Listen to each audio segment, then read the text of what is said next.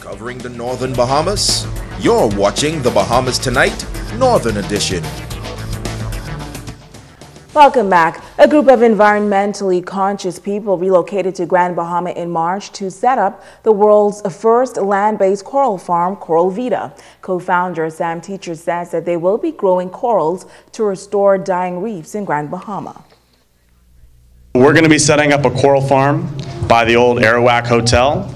I'm sure many of you planted flowers, you planted trees before, so we take cuttings of corals that are existing on the reefs, we bring them to our farm on land, work our magic, and eventually they grow big and strong enough until we then plant them back out on the reefs and watch all the fish come back and all the marine life and biodiversity. Teacher says the team has already met with the Prime Minister and says he was very supportive. Coral Vida wants to work with various environmental organizations, including Save the Bays, and he says they have a bigger picture in mind. Not only will we be doing this work to restore the reefs, but the farms will both turn into a tourism attraction for people visiting Grand Bahama to come see and take part, and hopefully that'll be a good boost for things here. But we also want it to be an education center. And so we've already started reaching out to a number of different schools here on the island, the University of the Bahamas. It'll be open for field trips, there'll be touch tanks. Hopefully we'll be able to take students out onto the reefs themselves. Now, June 8th is recognized internationally as World Oceans Day. On the 9th, the Bahamas National Trust, GB Port Authority, and Coral Vida are organizing a march for the ocean, joining hands with others all over the world who care about the environment. Now to our Generation Y report and to the story of a young woman who epitomizes great strength and perseverance.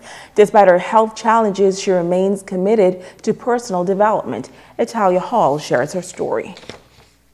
Tanisha Moss is no stranger to the Grand Bahama community. We here at ZNS News have been following her progress from as far back as 2012. Tanisha has had health issues from the age of 12 and since then has had a number of surgeries in the nation's capital and abroad. Now at the age of 21, Tanisha's health continues to improve. She's as sharp as a tack and only requires ventilator support while sleeping. She only recently graduated with a certification in office administration from the Bahamas Technical and Vocational Institute.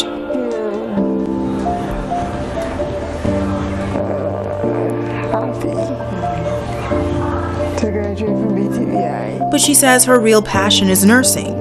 She wants to become a nurse someday to be able to help others, but she's a bit discouraged because each time she tries to apply for a job, the door is usually shut in her face. I really want to work, buy my own things, have my own car.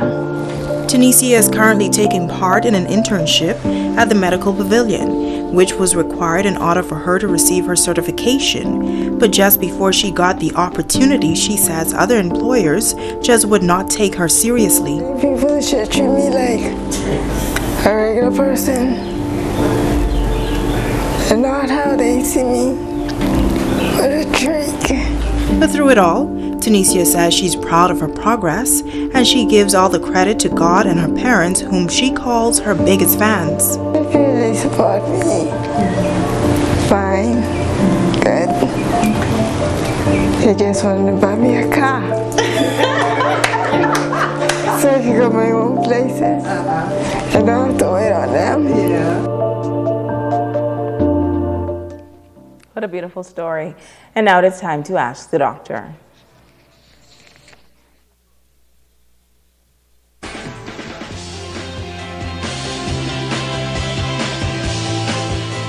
Welcome.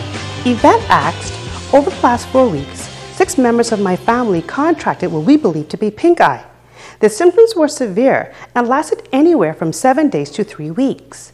Everyone who had it experienced pink eye at a much earlier age for about 3 days only, and the symptoms were much milder. Was our recent experience really pink eye, or was it something else? Yvette, thank you for your question. What is commonly called pink eye is what we call conjunctivitis. It is an inflammation or infection of the conjunctiva, which is the clear covering that lines your eyelid and covers the white part of your eyeball. When small blood vessels in the conjunctiva become inflamed, they're more visible. This is what causes the whites of your eyes to appear reddish or pink. Pink eye can be irritating and treatment can help ease the discomfort. The answer is yes. You and your family's recent experience sounds like pink eye because it can be contagious. So early diagnosis is important because medications such as antibiotic eye drops can help limit the spread. I'm Dr. Monique Pratt, and this has been Ask the Doctor. Stay with us. A check on sports is up next.